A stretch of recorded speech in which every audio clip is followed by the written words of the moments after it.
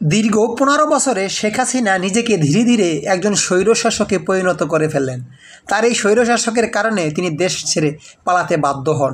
পুরো বাংলাদেশকেই উনি দলীয়করণ করে ফেলেছিলেন। তার নেতাকর্মীরা কোনো মতই বিরোধী মতকে সহ্য করতে পারতো না, মাঠে দাঁড়াতে দিত না, ঠিকমতো ভোটাধিকার মানুষ করতে পারেনি। এরই একটা বিস্ফোরণ আমরা দেখলাম এই যে গত ৫ই আগস্ট। শেখ হাসিনা হয়তো নিজেও ভাবেননি ১ মাস আগেও যে তাকে এভাবে ক্ষমতা ছেড়ে চলে যেতে হবে, কিন্তু উনি হয়তো বুঝতে পারেননি।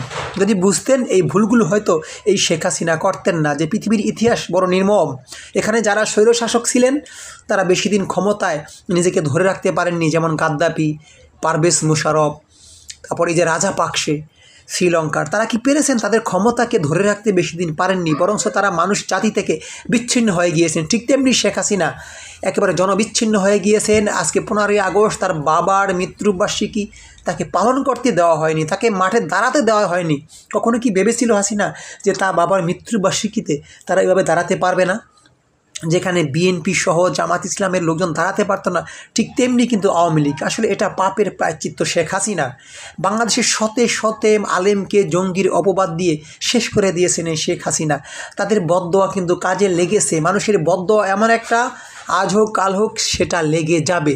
শেখ হাসিনা চেয়েছিলেন নিজেকে দুর্জয় গড়ে তুলতে, ভোটারবিহীন নির্বাচন দিয়ে বারবার ক্ষমতায় থাকতে, তাই করেছিলেন ১৫ বছর যাবৎ। কিন্তু মানুষের মনে যে কড়া আক্রোশ, মানুষের মনে যে ভোট না দেওয়ার একটা প্রতিবাদ, সেটা মানুষ কিন্তু দেখিয়ে দিল গণবিস্ফোরণের মাধ্যমে। ছাত্র আন্দোলন থেকে গণবিস্ফোরণ শেখ হাসিনা নিজেও ভাবতে পারেনি, অথচ চাইলেই তিনি এই আন্দোলনটাকে থামাতে পারতেন খুব সহজেই।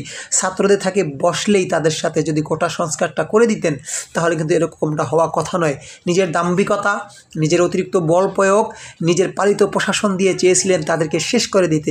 শতে শতে ছাত্রকে শেষ করে দিয়েছেন, কিন্তু মানুষ যখন দেয়ালে পিঠ ঠেকে যায় তখন তারা কিন্তু ঘুরে দাঁড়ায়। ঠিক তেমনি বাংলাদেশের ছাত্ররা, প্রশাসন ঘুরে দাঁড়িয়েছে, পাখির মতো মানুষকে শেষ করে দিয়েছেন মেরে মেরে। এগুলো কি শেখ হাসিনা ভুলতে পারবেন? আজ হোক কাল হোক তার কিন্তু বিচার হবেই এই বাংলার মাটিতে। আন্তর্জাতিক আদালতে হয়তো তার বিচার শুরু হয়ে যাবে শিগগিরই। একের পর এক মামলা তৈরি হয়ে যাচ্ছে।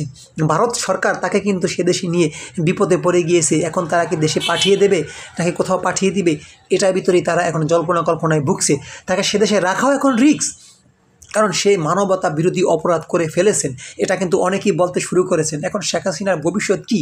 পৃথিবীর ইতিহাসে দেখবেন স্বৈরশাসকরা একবার ক্ষমতা ছেড়ে পালিয়ে গেলে কখনো আর ঘুরে দাঁড়াতে পারে নাই। শেখ হাসিনা হয়তো ঠিক তেমনি পারবে না। আওয়ামী লীগ কি ঘুরে দাঁড়াতে পারবে কিনা সেটাই দেখার বিষয় মনে হয় না, কারণ শেখ হাসিনার বয়স আর বেশি দিন নেই। এই বয়সে এসে আবার রাজনীতি করে নিজের দলকে চাঙ্গা করা বড়ই কঠিন হয়ে যাবে।